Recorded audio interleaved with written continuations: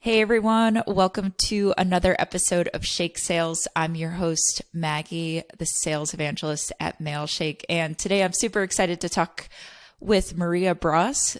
She is a director of sales development at Revenue.io. And yeah, she's going to be talking to us today a little bit about cold calling. She's a 3-time LinkedIn top 100 for sales. She's been in everything from outbound sales, sales enablement, and now leadership. And she just told me a great story beforehand where she actually is still getting on the phone for her team and, picking up if someone's out and, just really having that service leadership there. So Maria, could you take some time to introduce yourself? Sure. Yeah. Thanks so much, Maggie. And thanks for having me here today. I'm really excited for the conversation. I've been following you for a long time and learning from your posts. And so excited that we get to finally meet in person. But I think you did a great job introducing me. My background has always been in sales. I've been in sales the past decade, selling as an SDR, an AE. I've built a sales enablement program from the ground up, and then now transitioned into leadership the past 2 years. Now specifically, I'm a director of sales development at Revenue.io, where we help sales teams just get closer to their goals to hit quota and to learn sales, because it's so tough what we do. And so that's what I'm really passionate about is just helping salespeople hit their goals, learn sales, and have it impact not only their work life, but their personal life too, to become better listeners and just better communicators with the people that they care about. Yeah, absolutely. I love that. And, you've been in sales for so long and it's really something that you've become passionate about. And it's so funny, even I've been in sales for 4 years and there's always more that we can learn, or there's always something that we can get back to. And I know that's something we'll touch on in this conversation. And I'm sure you've seen that in your position too, but yeah. Cool. Yeah. And I know I follow your content too. And I've listened to some of the podcasts and webinars that you've been on, and you talk a lot about call reluctance. So, for those of us out there that might not know a lot about it, could you tell us a little bit more about what call reluctance is and, how you help your team with that? For sure.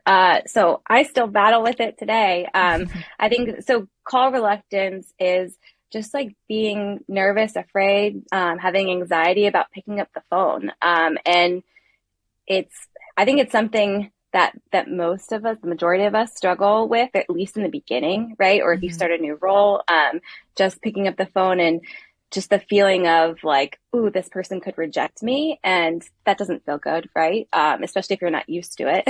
So I think that's one big barrier that new salespeople and tenured salespeople have to overcome if they're going to be successful in their role. Just because it is so challenging, right? But I think it's definitely achievable. You could definitely get past it, and end up enjoying your role. But it just takes a mindset shift. It takes supportive leadership. It takes really good preparation, coaching, training, so that, sales reps can feel empowered to pick up the phone or to send that email, have that conversation, with someone of, that's a C-level executive or someone who's been in their career, their industry for a long time. And so it's really important as sales leaders that we do that. Yeah, absolutely. And I feel like some of it is, I remember when I first started cold calling and I just wasn't used to, and I feel like it's something that comes up now, is being on the phones in general, whether that be with, people at work or my family members and things like that. And we're kind of in this world of texting is just easier to get a message across, and you don't have the emotions of someone on the other side that you're listening to, which I know can be super scary for, again, just things in your personal life. So do you feel like that has some type of play in all of this? Oh, for sure. Especially for this Gen Z, coming in, selling, that's what they've been used to. I mean, I'm a millennial, so I feel like I've kind of transitioned.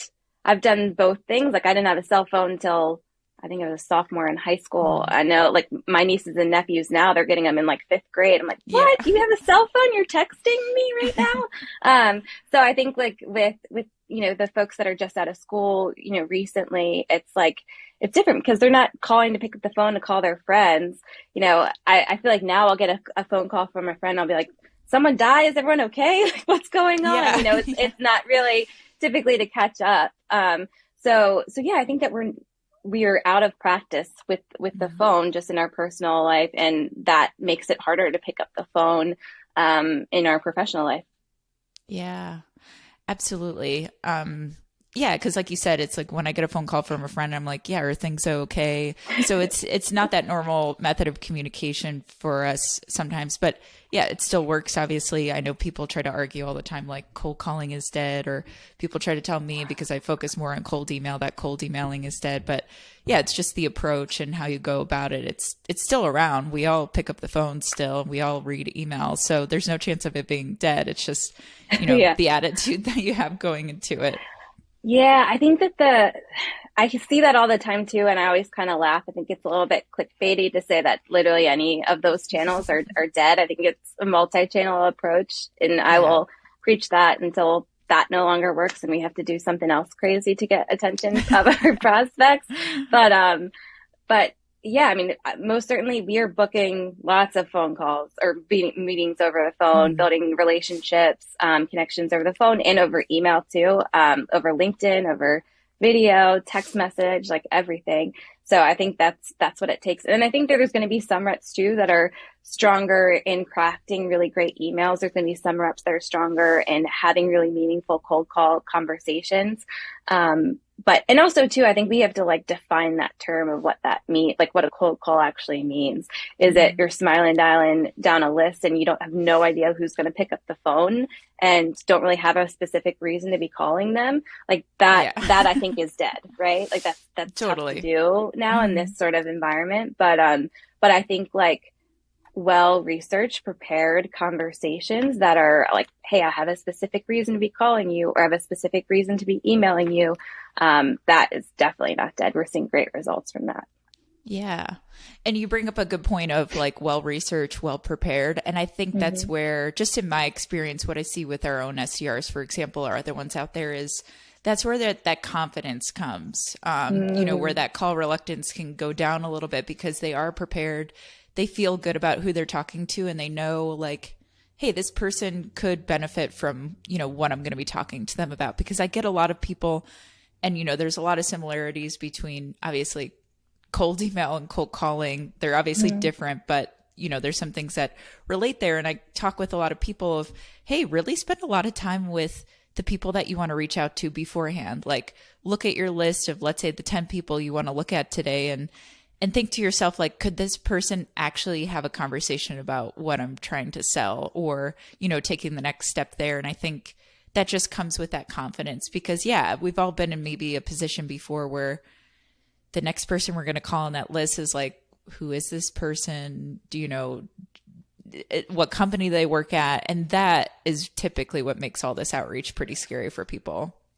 Yes. I mean, you're spot on, at least from my experience, what was so challenging about that for me in the past. But I think that the more that you know, and it doesn't even have to necessarily be the specific person that you're reaching out to, but like if you have a really good understanding of the personas and like the triggers for outreach and like what does status quo look like? What's the frustrating scenario that they run into that your product can help address?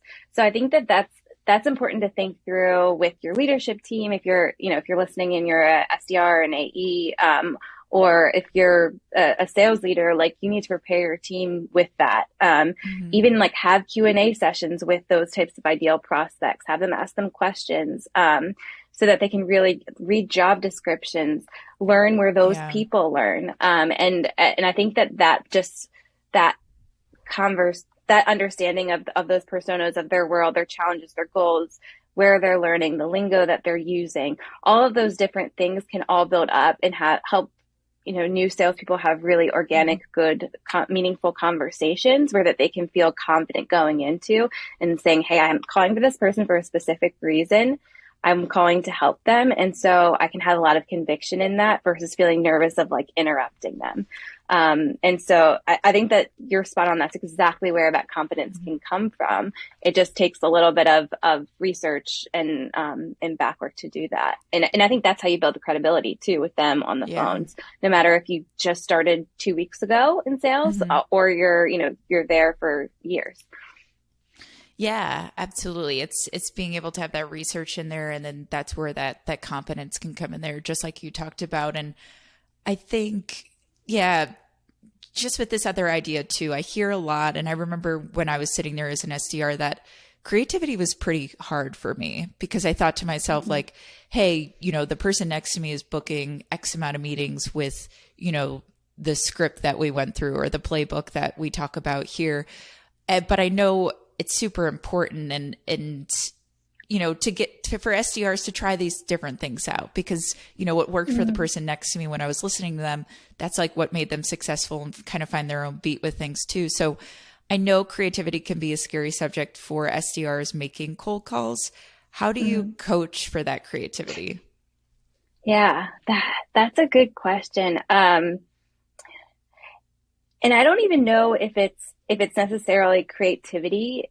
Like you see all of these, like, I feel like you'll see LinkedIn posts or Instagram posts of like, people sending a cake to get a job offer, right? Like I think there was like a Google post about that of like printing their resume on a cake and sending it into Google and getting an offer that way. So like those things are all really well and good. Like I think whatever you need to do to stand out, but that doesn't necessarily always mean that you have to do something completely oddball, right? Or completely off the wall.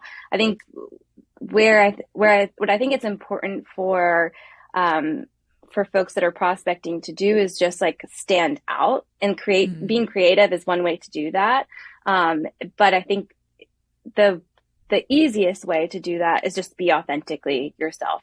Talk like you're talking to a friend, use the language that you would. Don't try to like stifle who you are in these conversations in the name of like professionalism or like formalities, right? You hear a lot of like jargon dropped and different things like that. It's like, just drop the SAT words. Don't try to sound, smart. Just try to like you're talking to one of your teammates or your sales manager, right? You want to be professional, but just like not overly formal. And I think that when you're able to like adopt the language that you use in your normal life and when you're speaking with prospects, then that in and of itself will help set you apart. And that's it over email too, over the phone, in your videos that you're sending, really like through any channel. It's just like being who you are and embracing that.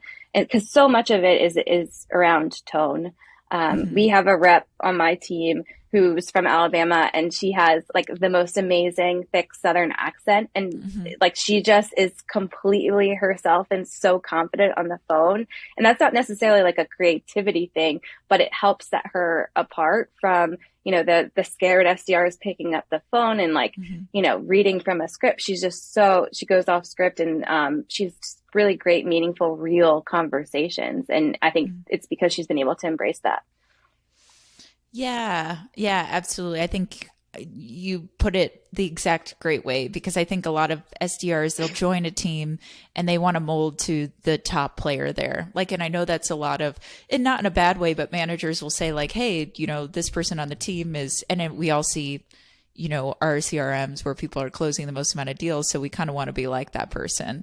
We want to, get some intel of like, hey, what are they doing to book meetings? And I think that obviously helps to a certain extent, but I've seen SDRs, and I've even done it myself, where I try to like copy and paste their style of being on the phone or tone, and it just comes off so uncomfortable for me. And I remember being in that position, and I hear other SDRs talk about this too. It's just like, it's like, it has to be that perfect mixture of yourself plus obviously the playbook that your team puts in place for you because it works.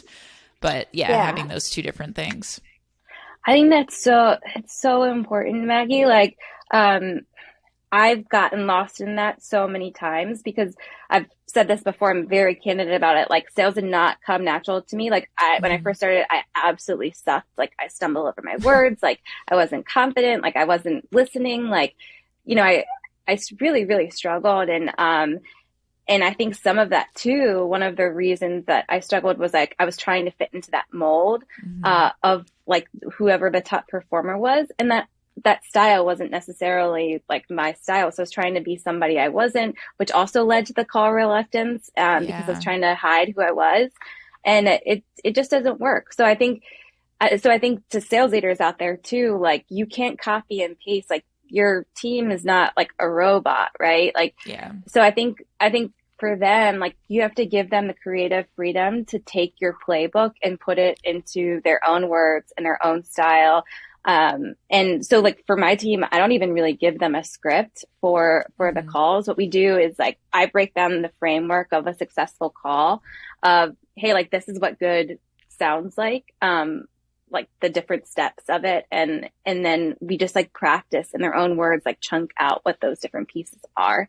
And they put it in their own words. And I think that that's led to the most success, for them on the phones. And then also too, like we have libraries of, some of our top reps, the meetings that have, or the calls that have booked meetings and like that have been successful.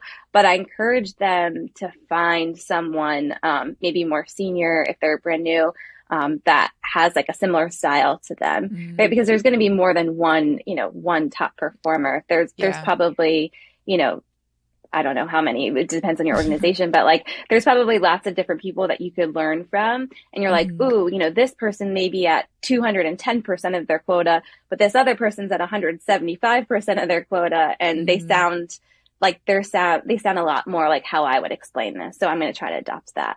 Yeah. That's great. Like, yeah, there's going to be more than top performers out there, but making sure that you're kind of leaning towards a person that may sound like you. And you made a great point. I think it all comes down to, setting up a framework for your team and not necessarily scripts.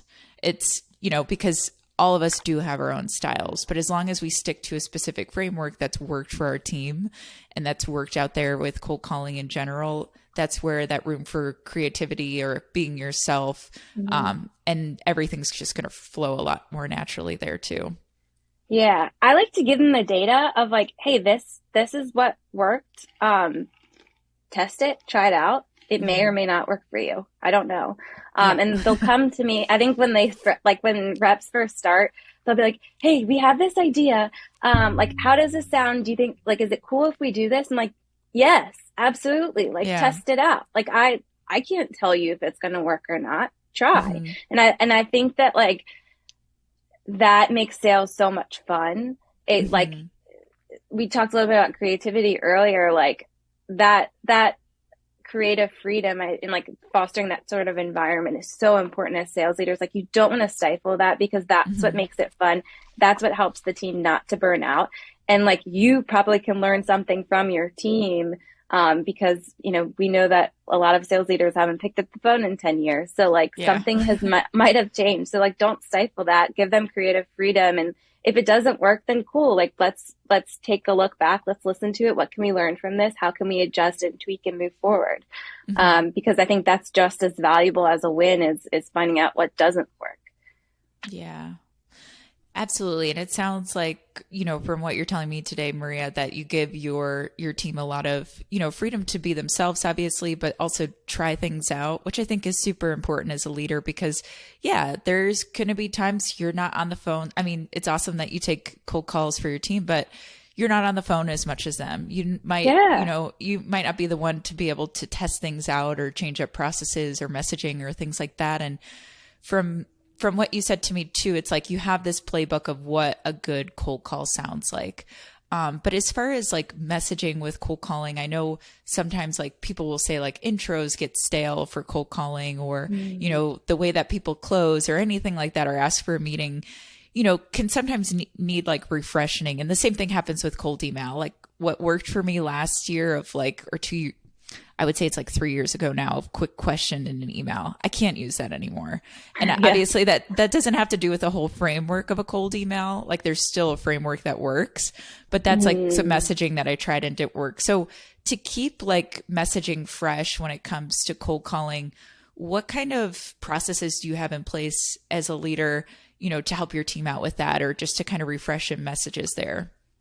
Yeah, that's a good question. So again, I think it goes back to the framework. It's like, because the frameworks don't get stale necessarily. It's like I love like 30 Minutes of President's Club. I listen to a lot of podcasts. Like they'll give you like little tips of things that are like kind of funny, or like little like tactics and things to say, like what to say. And I think that's what gets sale. Like you were saying, like the subject line. And that I think is like fun and different. And then it's like, okay, well, wait, especially if you're selling into sales leaders or like marketing leaders, that they're listening to the same podcast and they're reading the same things as you are. So it's like they're teaching their team that thing. So it takes a little bit out of it.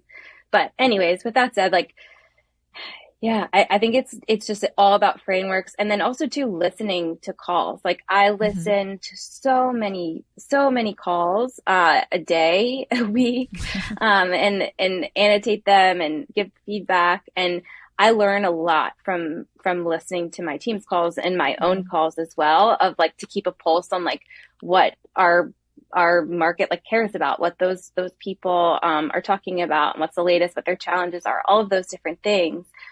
So I think that that's really important too. Like I'll notice different use cases from that, or, different problems that we can solve, and I think that helps a lot too, to keep things fresh, and keep things more fun and not feeling so robotic is that. And then also the creative freedom for them to test their own talk tracks. And I encourage them, like, our leadership team is so great at revenue. Like they invest so much in our SDRs that like there's multiple SDRs that will like meet with our COO or, awesome. Just someone else and be like, hey, can I test this talk track on you? Can I cold call you real quick? And like mock role play, they'll give feedback, and it's like, they'll bring what they learned back to the team. So it's just like different perspectives from different leaders.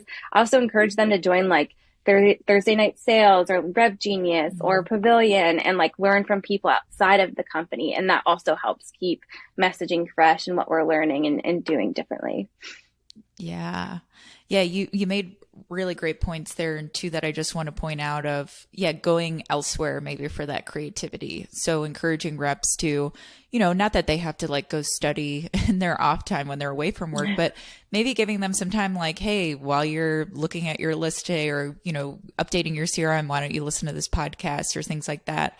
So just finding things, because there's so many sales things out there that you can listen to and borrow ideas from and test out. And then the second thing is listening back to calls as a leader. And I know it's an important thing for every leader out there in sales to listen back to calls or to read cold emails that are sending out and looking at responses. But it always feels like, I was just talking with Mark Akers the other day, who works at a Lego, and he always says that it's, as a leader, it's like, it can always wait till tomorrow. It feels like one of those things on your list that, could like wait till the next day, because we have all these tools that record things really well. But it is so important, to that point you just made of, what are people saying? Like, you need to have a pulse on there of what your team is doing too. Not that you want to micromanage, but just overall, hey, like, what's the total consensus of the messaging we're using, the sentiment that people are having on the phones?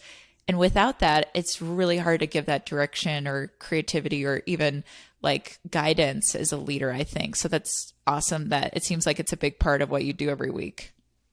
Oh, yeah. I mean, I really feel for sales leaders that are managing remote teams and don't have the ability to listen to calls and to learn.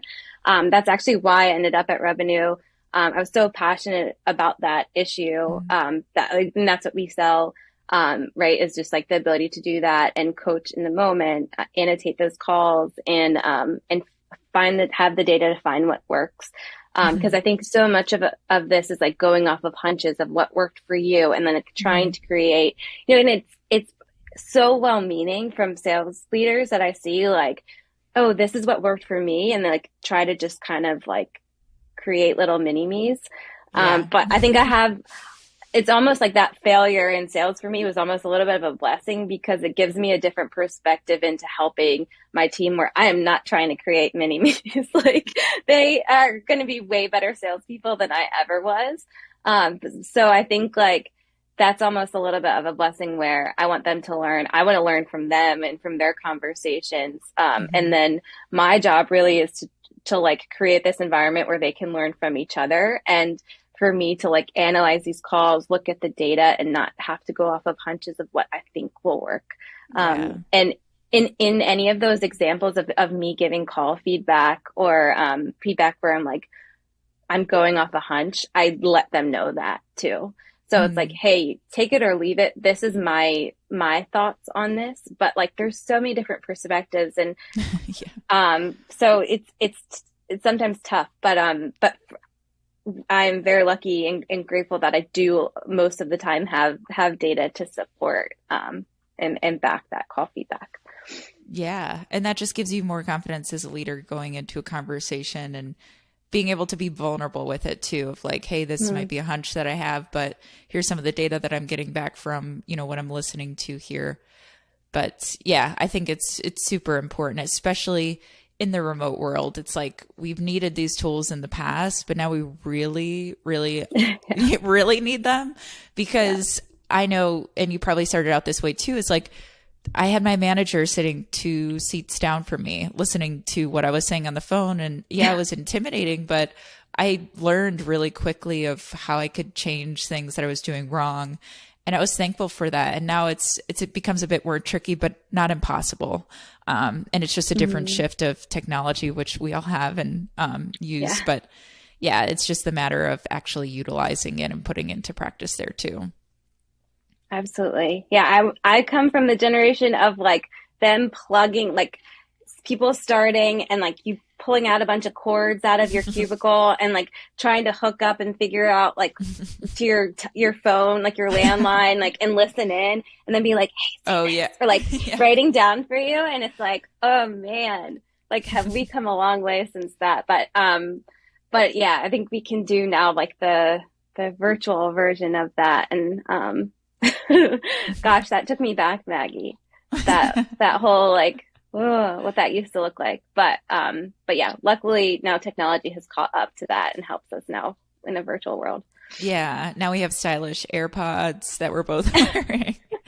Instead of, I remember just holding like a landline phone and I'm like, this is pretty inefficient for me to like take notes. Now there's tools out there that just lay out the notes for you. So totally. But awesome. Well, it's been great talking with you, Maria, and talking a little bit about how you coach your team with cold calling and creativity and just, that confidence that you give them from your leadership. And I really appreciate you going through that. Before we finish up, where can people find you if they want to learn a little bit more about cold calling or coaching or things like that?